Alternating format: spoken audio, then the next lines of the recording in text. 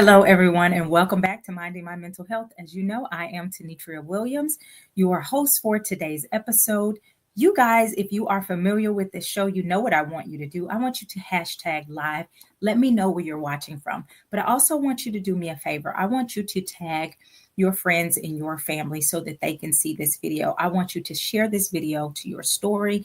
I want you to share this video to your page or groups that you are a part of, because we are getting the word out about how to live our best lives mentally, spiritually, physically, all of those great things. And so today on Minding My Mental Health, I want you to help me get the word out.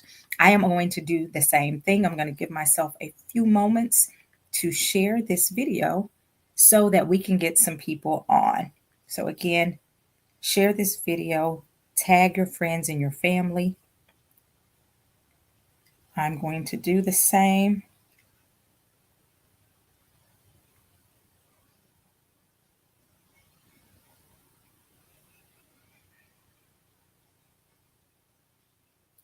I'm going to share it to a couple of groups that I am the admin for.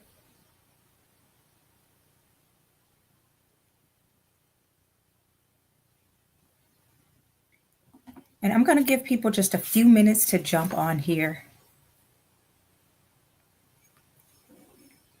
I hope you guys are having a great day. Today is Thursday. Here in Arkansas, it is a beautiful day outside. It is an absolute beautiful day. If you haven't been able to get outside, if you have a break in your day, I encourage you to get out there, feel some sunlight, feel the slight breeze we have. It's a little warm out there, but to me, it is just a wonderful day to go outside and enjoy nature, enjoy the goodness that is available for us. Hi, Pam. Welcome. Welcome. If you'll do me a favor, again, hashtag live, let me know where you're watching from. Also, share this on your page, share this with your friends, and tag some people that you know could definitely use some understanding. So today's topic, we're talking about, we're going to review from last week. And last week we talked about how community helps to rewire our brain. So again, we're talking about how community rewires our brain. We're going to review that. But then today we're also going to get more in depth about how you can actually build a healthy support system / community / tribe, however you want to describe it. We're going to talk about how you can build a healthy community. So again, last week, if you were watching, you know that last week I had to go to the school and handle something with one of my girls. The school called and she was having some sickness. So I had to go and pick her. Watching that, I want you to know that she is just fine. So I know that I had people saying, hey, we're praying for her. Some people were checking in. She is just fine. And so we're very grateful for that. We're thankful that all is well. And so everybody who checked in on her, I appreciate you. And again, she is just fine. They are finishing up school. I think next week. Yeah, they have a few more days next week. So I'm excited. I know that they are happy as well. But for everyone who is concerned, I wanted you to know that I did end last week's session a little bit early because of that. And so I wanted to let everybody know you can breathe. We are all good. We're thankful that everything is good. So let's get into the review from last week, and then we're going to get into what we're going to talk about today. So last week we talked about how community helps to rewire our brain after it's been wired by trauma or rewired by trauma, how community helps it to heal and go back to a healthy functioning space. So again, last week we learned that community is not just emotionally helpful, it is also biologically and neurologically healing for our brains and our body. According to neuroscience and polyvagal theory, healthy connection helps to regulate our nervous system. Okay, isn't that beautiful? Healthy human connection helps us to regulate our nervous system. So in other words, safe relationships help us to calm our fight or flight or freeze response. Being seen, being heard, being accepted helps to shift your body into a more regulated, calm state. So again, being in a healthy relationship where you're seen, you're loved, you're accepted, you're heard, you're listened to, you're not dismissed. These are things that will help your physical brain and body to return back to a more healthy, balanced, calm space. Okay. Mirror neurons also mirror neurons and co-regulation also help us. Our brains sync when we spend time with healthy communities. Okay, healthy communities model new patterns of emotional regulation, communication, and trust. For example, if you grew up in a household in which you always saw a disagreement end up with physical aggression, or if you saw disagreements mean that we don't speak for months at a time, when you get into a healthy environment and you see someone disagree and they're still able to maintain respect, they're still able to maintain their integrity, they're still able to maintain the relationship, it begins to create new pathways in your brain to say, hey, I can actually disagree with someone and I can still maintain a healthy position. And it begins to give you another option, because at first you thought that was the only way that disagreements had to go. Disagreements equal violence, or disagreement equals the end of a relationship. But if you are in a healthy space, you're able to see that modeled for you. So not only are you able to change your expectation, it creates a new expectation in your brain, or a new pathway in your brain says, it's possible that I don't have to be this angry because someone disagrees with me, because it doesn't necessarily mean that we're about to have a physical fight. And it doesn't mean that we are about to end our relationship. So it creates a sense of safety, which ultimately is what our brain wants. Our brain wants to keep us safe. And when you see that modeled, you begin to let down your guard so that you can begin to say, hey, I can speak up for myself and know that I'm still in a safe place. I hope that makes sense. The third thing we're talked about with our neuroscience, with rewiring our brains, is healing requires a safe space. We don't heal in the middle of the chaos, right? You're not. You need to be in a safe space to allow your brain to have that. Trauma is often relational, so healing also happens in relationship. Isn't that beautiful? Trauma, healing happens in healthy relationships. Healthy community helps us to rewrite painful narratives and form new neural pathways based on love, safety, and acceptance. So again, if you're just joining us, what we're doing is we are reviewing last week, and we're going to get into how to build healthy, safe communities. But right now we're reviewing last week. We talked about how community can rewire or rewrite our brain patterns. And so that's what we're just reviewing now. Again, so trauma is relational, and so is healing. Healing can be a beautiful part, or relationships can be a beautiful part of healing. Okay. So it's important that we understand that community is important for us to rewire our brain, and community is important for us to develop that safety.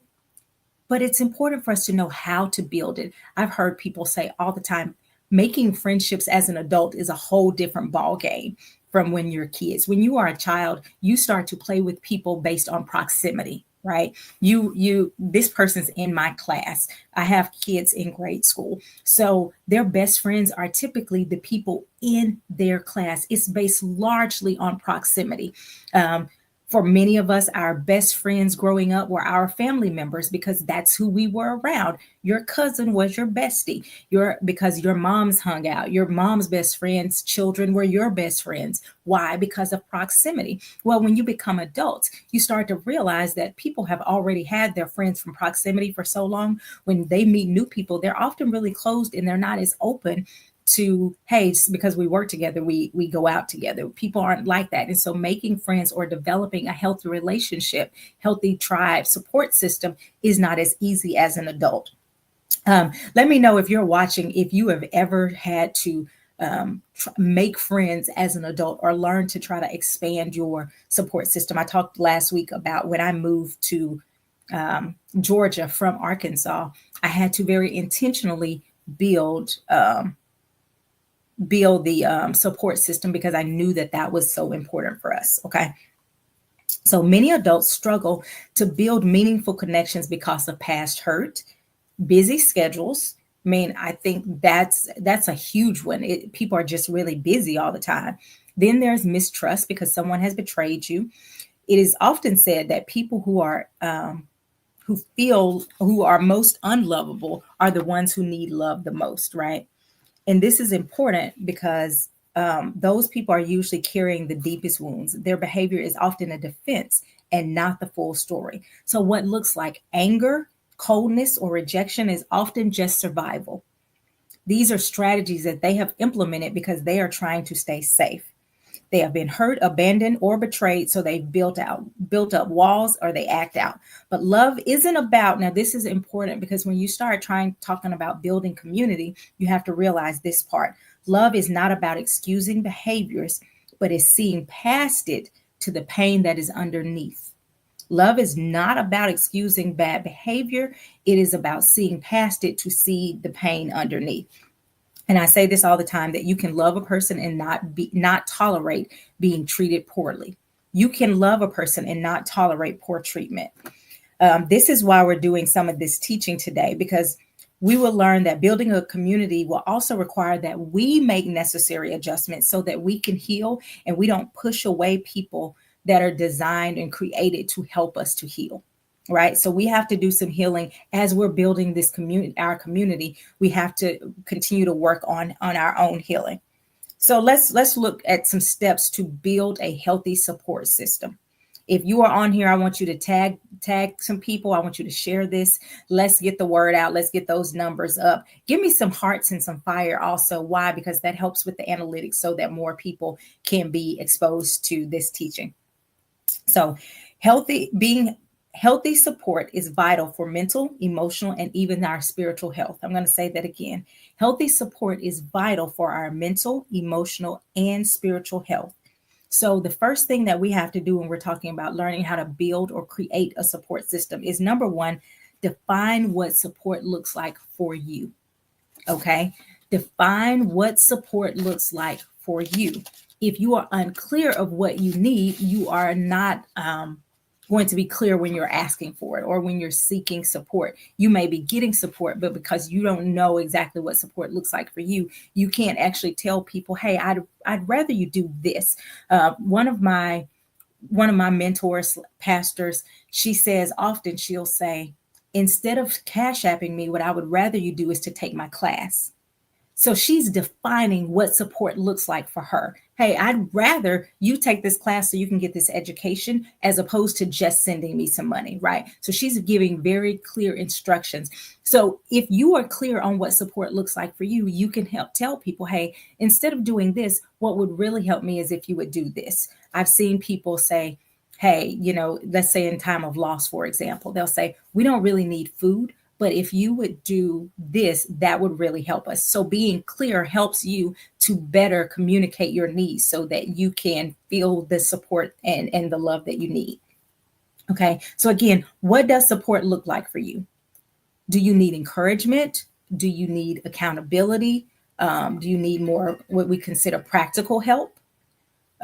Emotional safety? Knowing what kind of support you need helps you to recognize it when you see it. Okay. Oh, this is what I need. Again, you can give that helpful feedback for people. Okay. So that's the first thing. You have to define what support looks like for you. Number two is start small, but make your connections intentional. Start small, but make your connections intentional. What do I mean?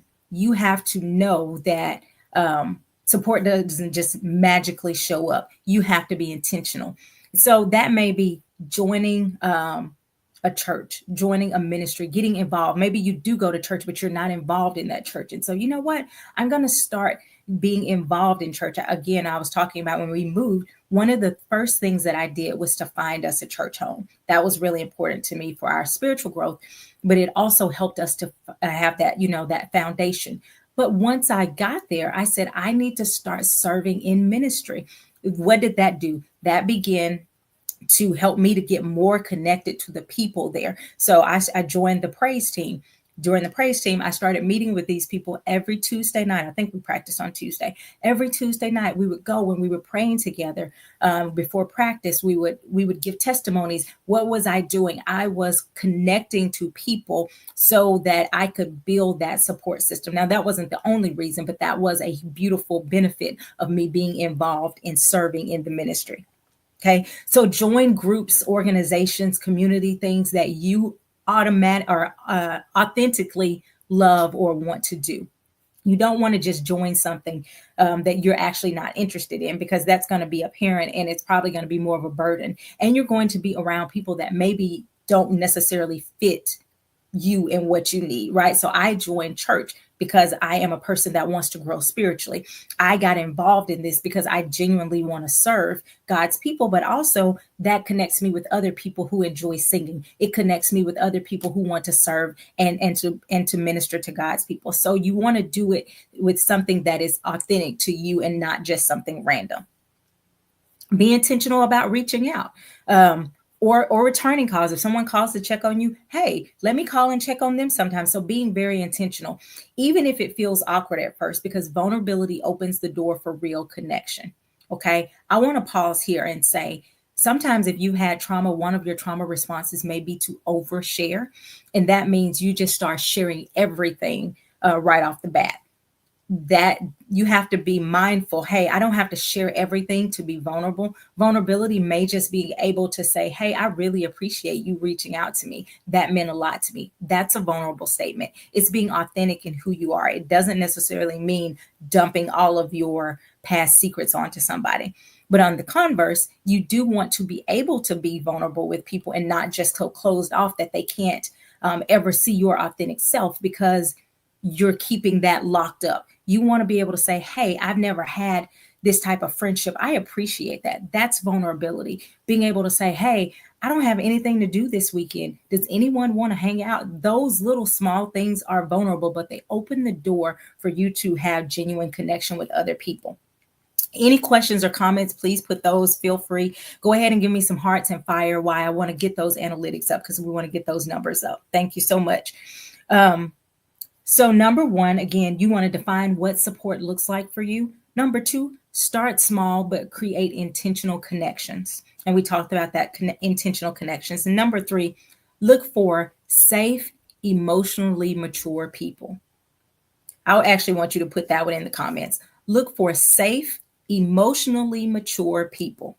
Now, people who have experienced trauma often normalize chaos, or they have this sense of control or neglect. So unsafe can feel very familiar, and safe can feel unfamiliar or even boring.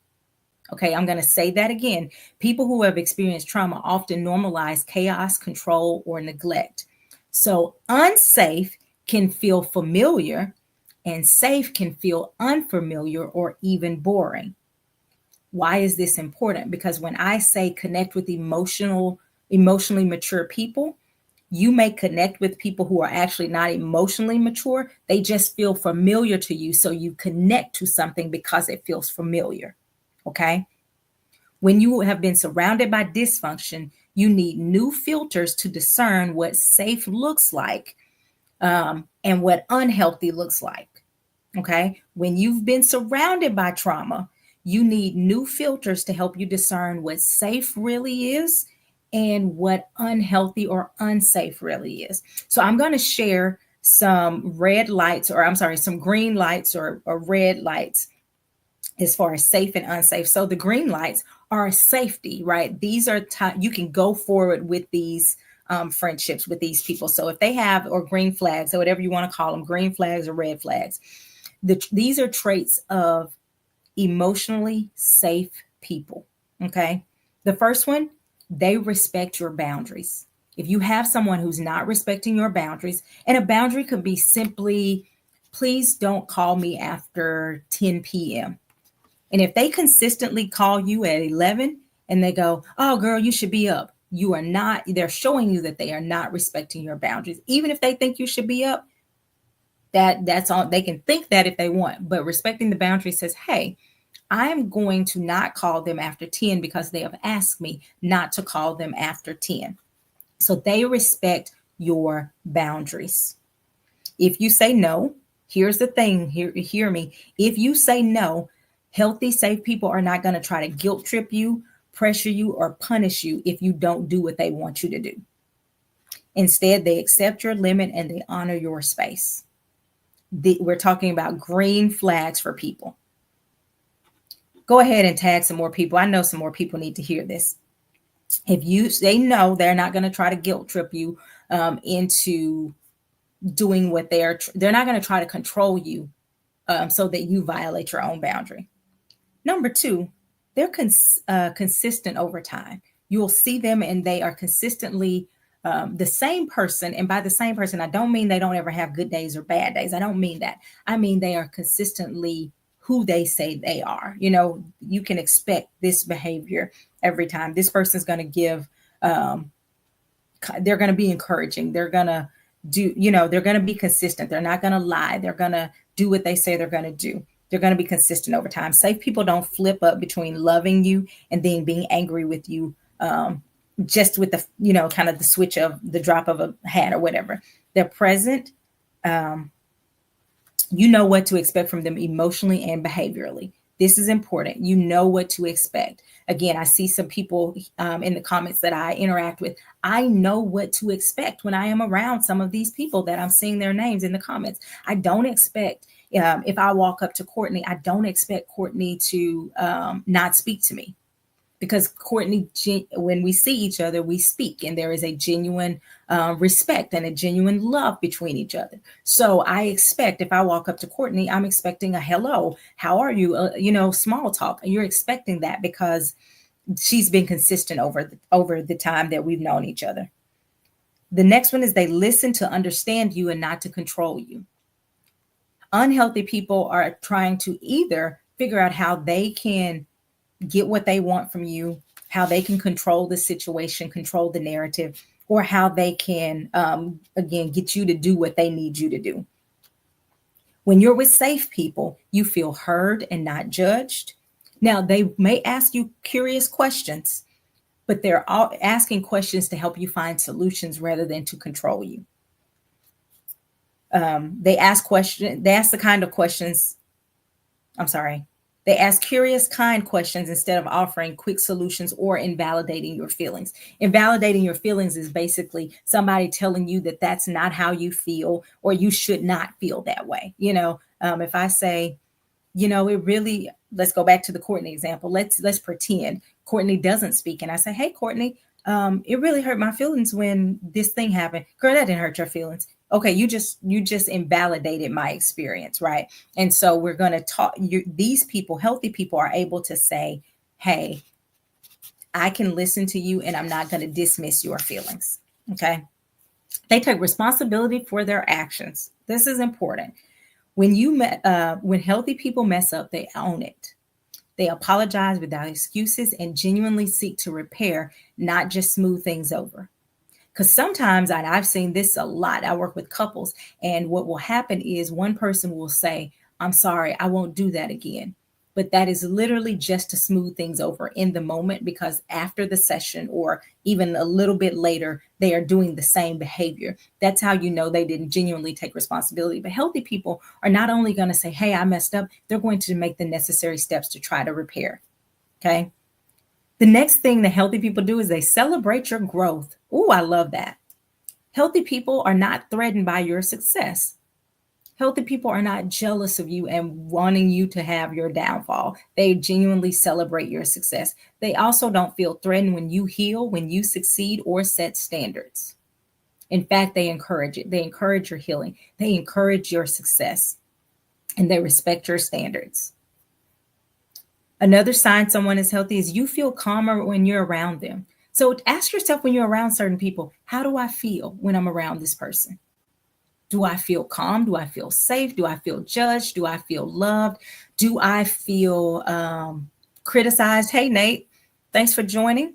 So again, if you're in a healthy situation, you should feel actually calmer around certain people. Now, that doesn't mean that your filters won't ever come up. You know, like if you're around someone and they are super educated, some of your insecurities may come up and you go, I felt a little bit nervous, but that's different. And I think you'll be able to tell that's different from they are actually being condescending towards me. So healthy people are going to listen, because even in that situation, you go, this person's so smart, but they still treat me with respect and dignity, right? And so healthy people, I want you to start paying attention to what your body does when it's around certain people, because our bodies, and that's actually what we've been talking about.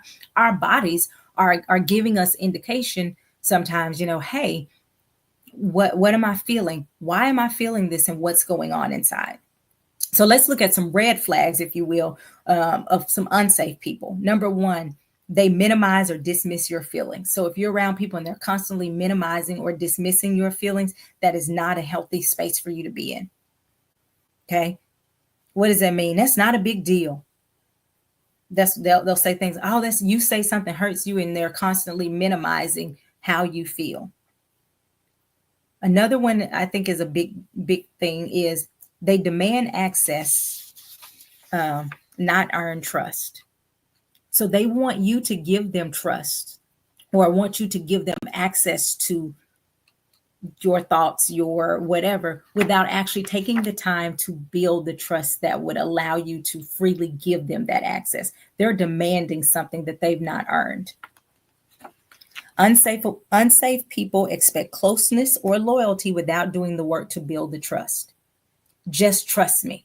Okay, cool, but I don't know you well enough to trust you. This is a red flag, and this is not about relationships, but if you are pursuing a relationship and they keep telling you to trust them, and you just met them, or they have not done the work, you have to go, why are they demanding trust? And we've not had the foundation for trust to actually be built. Okay, this one's important. Red flag, they punish your honesty. They punish your honesty. What does that mean? If you're honest with someone, they get angry with you. Hey, do you want to go out with me? No, I'm not interested in going out with you. So then I'm going to punish you. Well, that was an honest reaction. I don't want to go out with you. I'm tired. I'm whatever. Right. And so you want to make sure that people don't punish your honesty. They're able to hear it, and maybe they don't like it, but they're still able to respect your feelings. Okay. They're emotionally unpredictable. Now, we talked about a green flag over here was saying that people are consistent. Well, a red flag is they are inconsistent. They are all over the place. One day they like you, one day they don't. One day they're really nice, the next day they're going off on you. They're unpredictable. What does that do to that? We've been talking about this all month. What does that do to the amygdala? It screams, we're not safe, we're not safe. And so your body starts saying, I got to get away. I have to fight. I have to be defensive. Check. If this person is unpredictable, your body is not going to feel safe around them. Another red flag is they try to isolate or control you. They try to keep you away from other people that you may have relationship with, and they discourage you from growing. They're discouraging you from growing. You want to take another class. You want to read books. You want to learn these things, and they're saying you don't need to learn more. You don't need to do that. We want to discourage your growth. That's a red flag. Okay. Let me know if you guys have any questions so far. So here's just a reminder. If you've had unsafe relationships in your past, safe people, I said this earlier, may feel unfamiliar at first. You have to be able to recognize, hey, are they unsafe or are they just unfamiliar? And you're going to go through those green flags. Are they consistent? Do they respect my boundaries? Do they listen without judgment? If you're seeing these things, you have to go, okay, they are showing me green flag behavior. So this must be my trauma or my amygdala stirring up that I need to calm it down by consistently being around these people who can show me how to respond to healthy relationships. Okay. Y'all are quiet in the comments. Let me hear you. What are your thoughts or feelings so far? You might mistake peace for distance or kindness for weakness. Give yourself time to adjust. So again, because your body has always been on high alert, and because you have been in unhealthy situations, healthy people can feel unsafe at times or feel weird. I won't even say unsafe. It feels weird. So you have to allow your body and brain to get accustomed to being around that. I see constantly people who have been in chaotic romantic relationships. When they are in a healthy relationship, they will come in and say things like, they're just boring, because their body has gotten addicted to the chemicals that were released when things would be so chaotic in their other relationships. So this one doesn't feel like it's satisfying to the same degree because we're not fussing, we're not yelling. And so they're not getting that same release, and they have to learn that release actually wasn't from a healthy place. It was just something that I was addicted to because I was used to it. But now I can get comfortable being safe. I can get comfortable watching a movie and not wondering if my spouse is cheating. I can get comfortable in, um, you know, understanding that if so and so didn't answer the phone, that doesn't mean that they no longer care about me. I can get comfortable in that safety. Okay. So safety is not boring, it's consistent, it's calming, and it's healing. Safety is not boring, it is consistent, calming, and healing. Okay. That's important. Traits to look for: consistent behavior, good boundaries, non-judgmental support without being controlling. Those are those green flags. This is the other thing. Avoid people who are constantly draining your energy. What do I mean? You know, the people who are constantly complaining, constantly being bitter, constantly taking you to this negative place. You can go.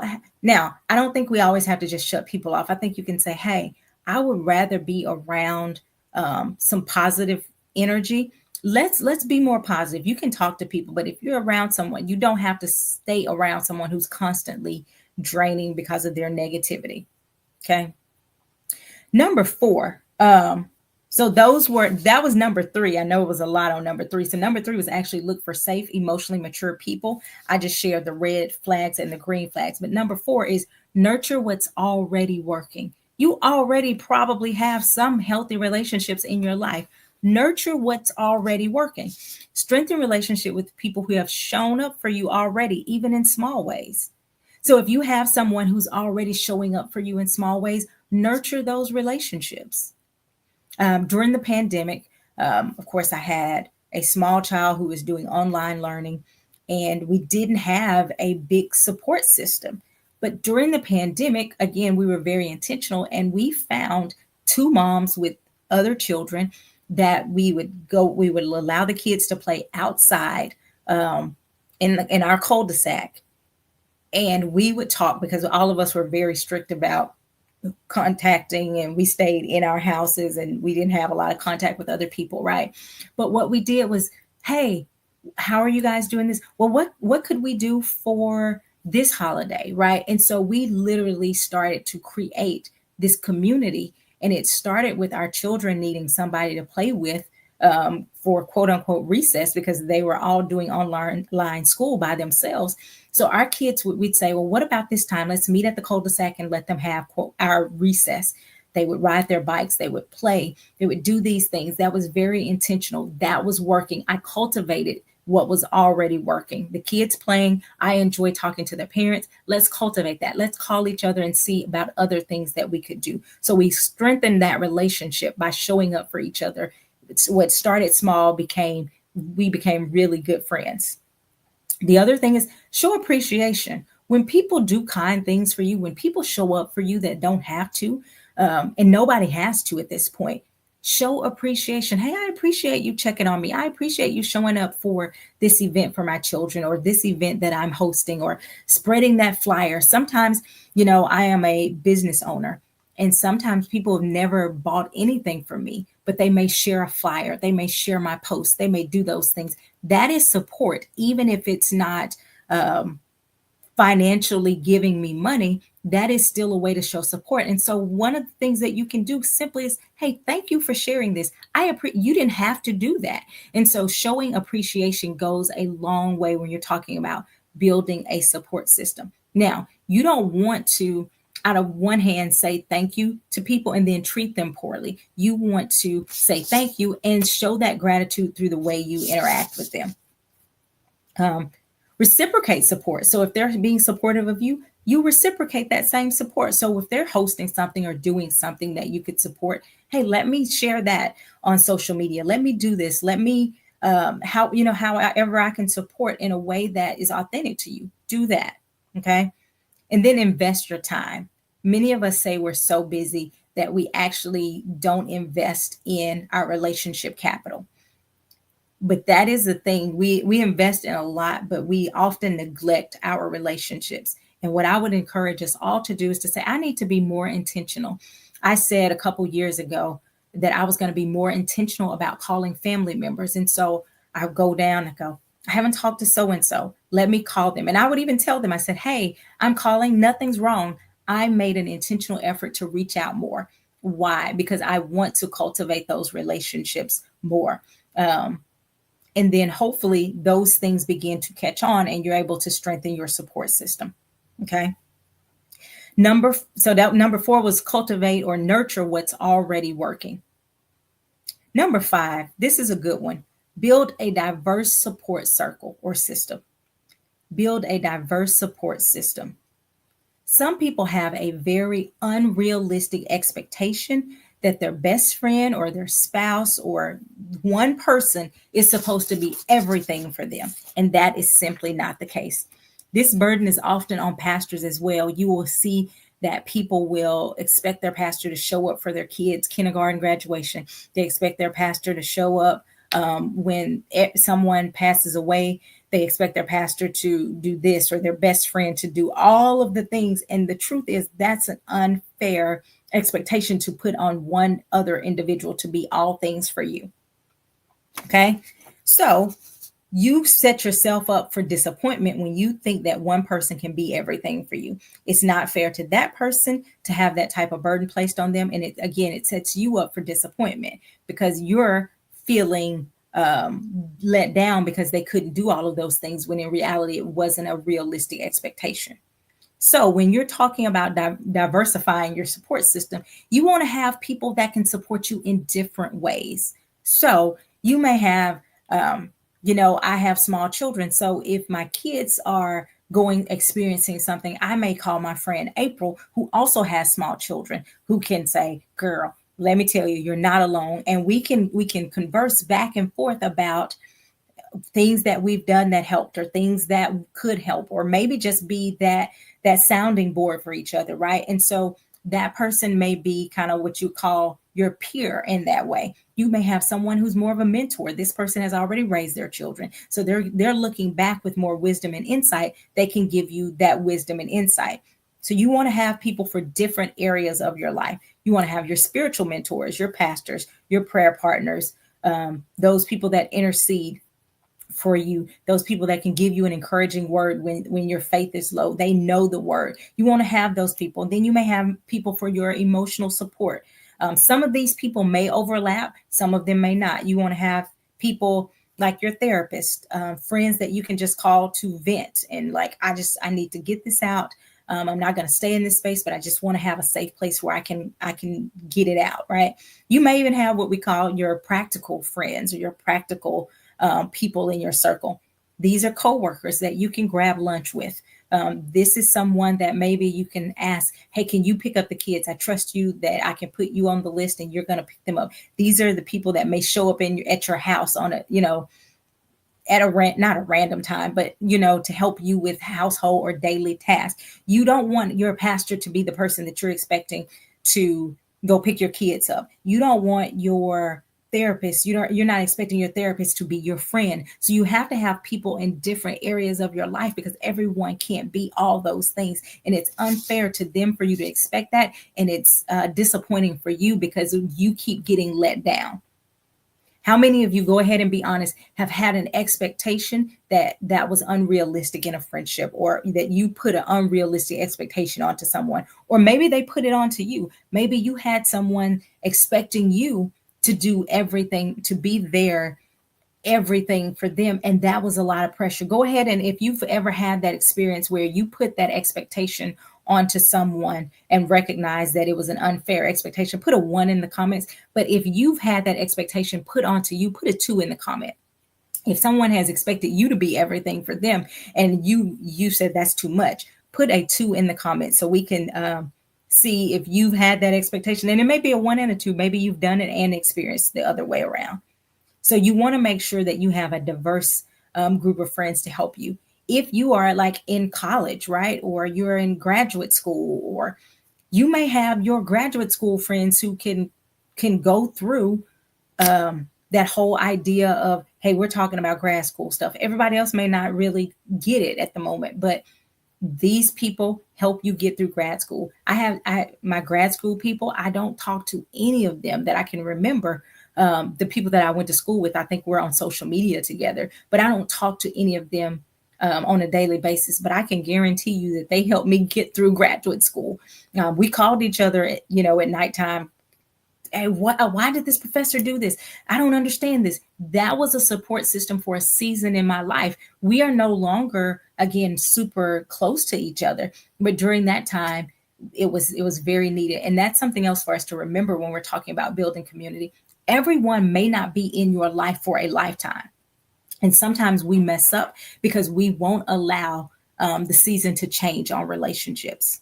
And sometimes seasons change and it just means an adjustment in that relationship. Sometimes seasons change and it means we have to release some relationships. And that's okay too. Your support system doesn't have to be the same support system from when you were 20 to if you're 45. Your support system doesn't have to look the same. It's okay for your support system, your community to evolve and to grow as you are.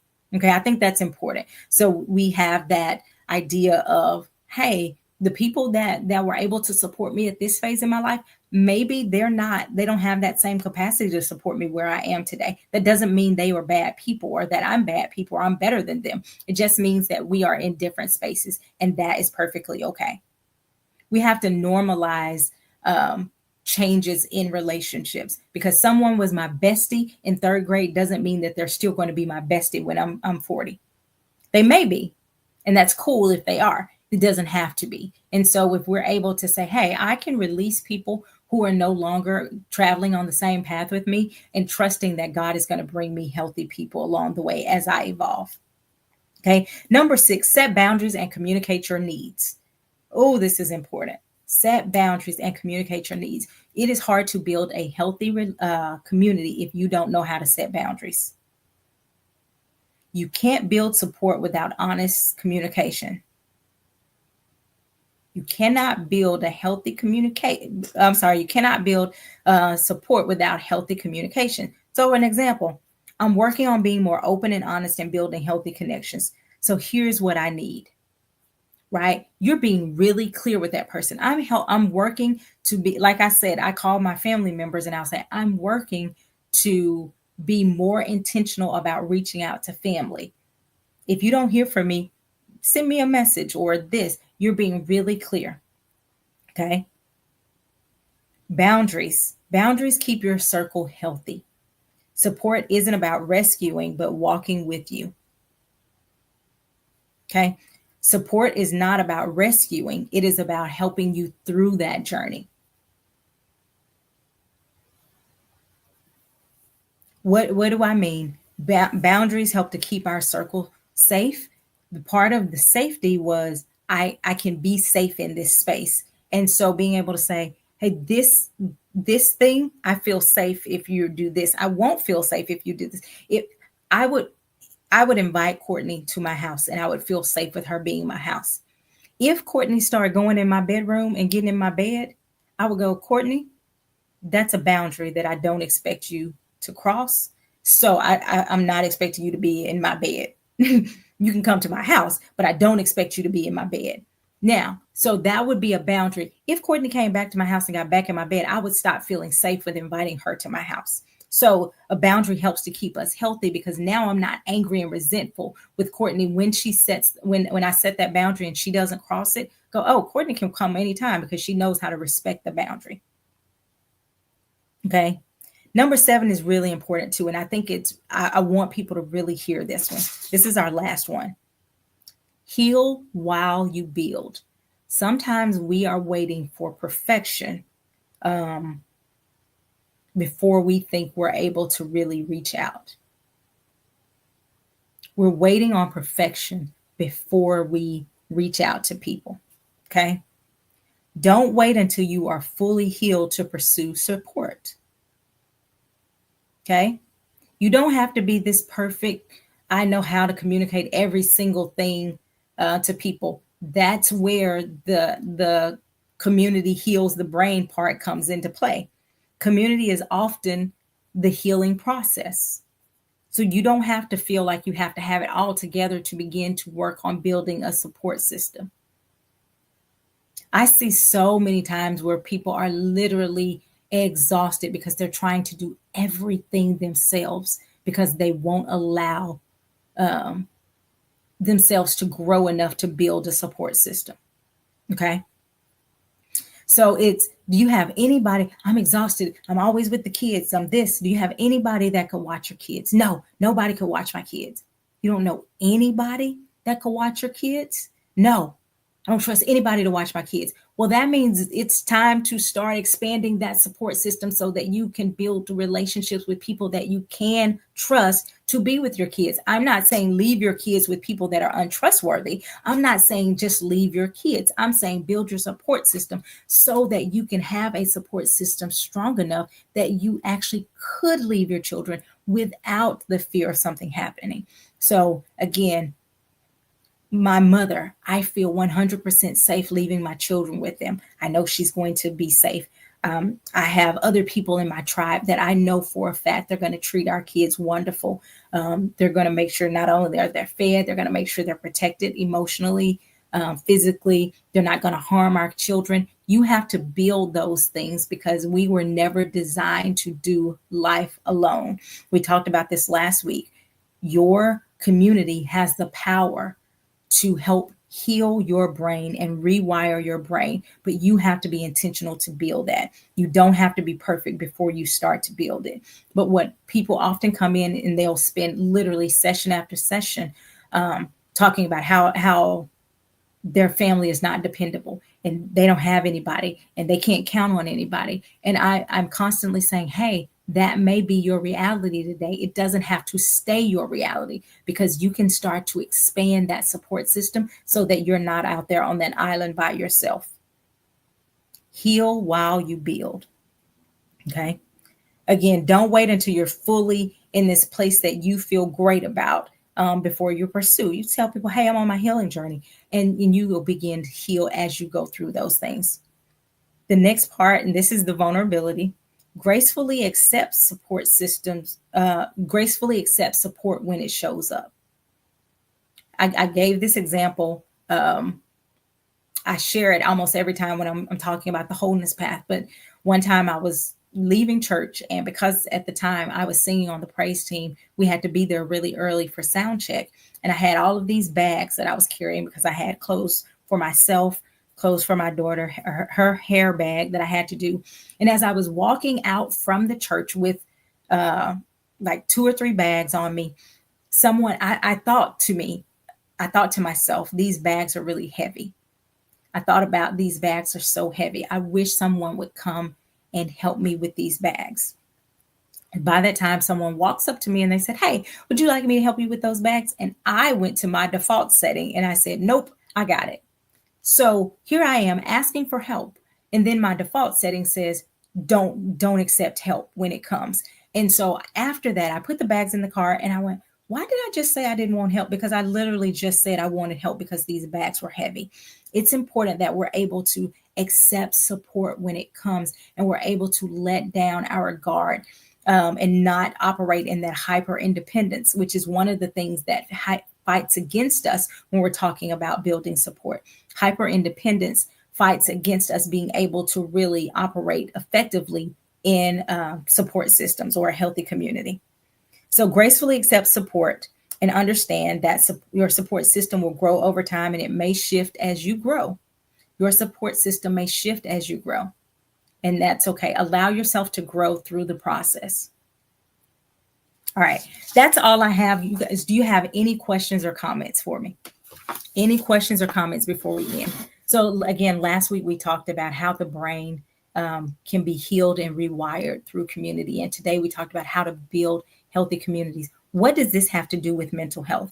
It has so much to do with mental health because your community helps to, again, go back, rewire that brain. But your community plays a huge role in your mental health. It is going to help uplift you or it is going to bring you down. You know, they talk about you can either soar with the eagles or does it cluck with the chickens? Your community, your surroundings, your tribe impacts how you see life, how you move through life, how you navigate through emotional situations. And so you want to make sure that you are building intentionally a healthy support system, because gosh knows we're going to need that as we grow and as we're going to be our best selves. So again, I don't see any comments or questions. I want to give people a few more minutes. If you have anything, please let me know.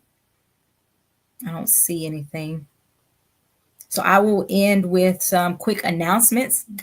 Our announcements are I have availability for counseling or coaching. If you know of someone who needs some counseling or coaching, if there's counseling, I accept insurance in Arkansas and Better Qual Choice and Blue Cross Blue Shield in the state of Arkansas. And if it's coaching, you can be anywhere. I only do self-pay rates with that. They can reach out to me at tenitria@gmail.com to schedule appointments. I'd be happy to do that. Okay. So that's tenitria@gmail. And also you can reach me through the phone. It's 470-410-9790. The other announcements I have is we have the Wholeness Path coming up in July. Yay. It's one of my favorite programs. The Wholeness Path is a 6-month program designed for single women who are healing their heart so they can be open to love, healing from maybe past trauma. Maybe you've gone through a divorce. Maybe you haven't been in a relationship.